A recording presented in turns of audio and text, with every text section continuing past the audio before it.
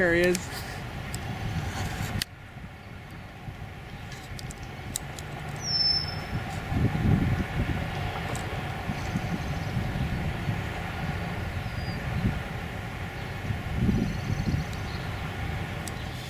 So I had some French shallots that were pretty soft. Let's see that. This in here actually has a bit of hardness to it left yet. But I peeled the softness off, and we actually have a core that probably would grow, but I'm not going to plant them because they've already demonstrated they can't make it through storage without getting soft.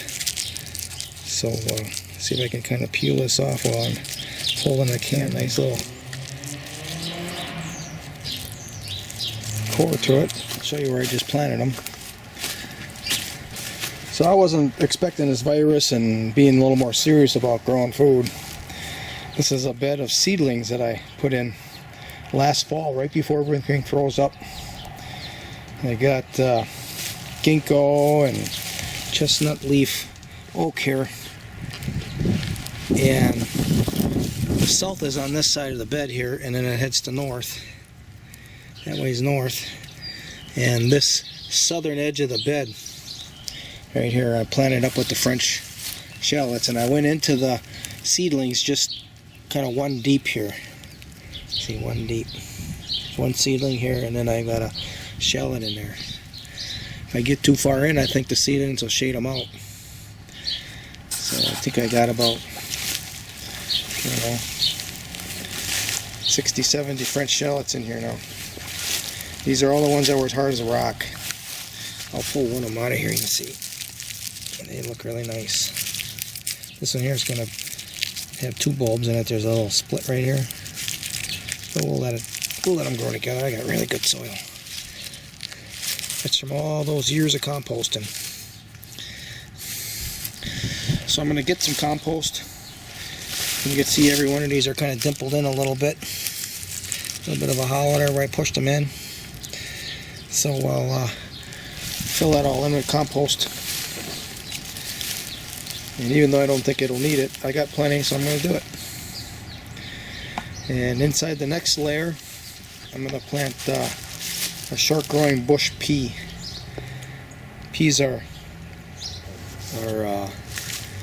be finished midsummer, and by then this will really start getting shaded. So I'll get some peas out of it, and at the same time we're going to fix some nitrogen for our seedlings.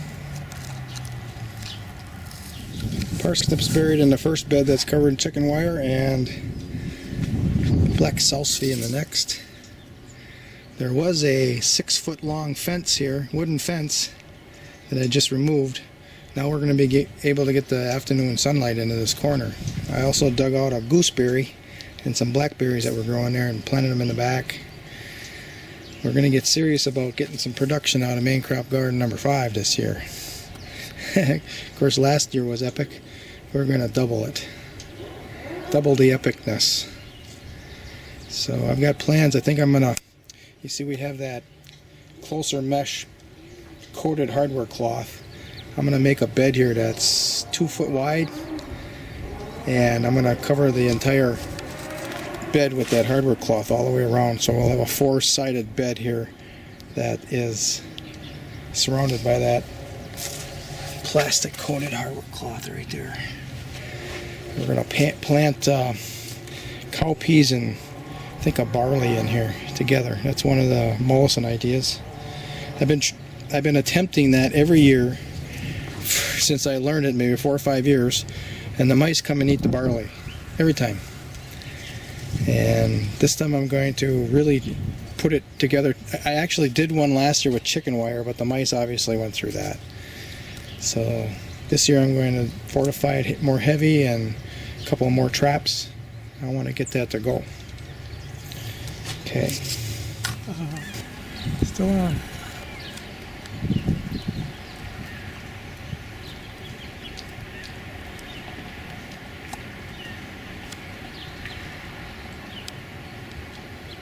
It's the female.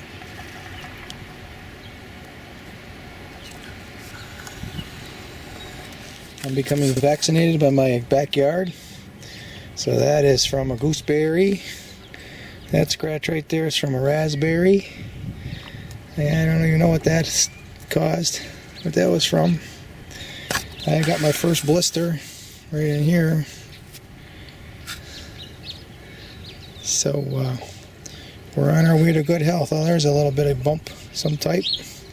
Pretty soon we'll get mosquito bites. We're on our way to being vaccinated. Ooh, look at something dumped over that mouse trap right there. Probably a squirrel. Squirrel's big enough to do it. I see a hole right on the other side of it, so yeah.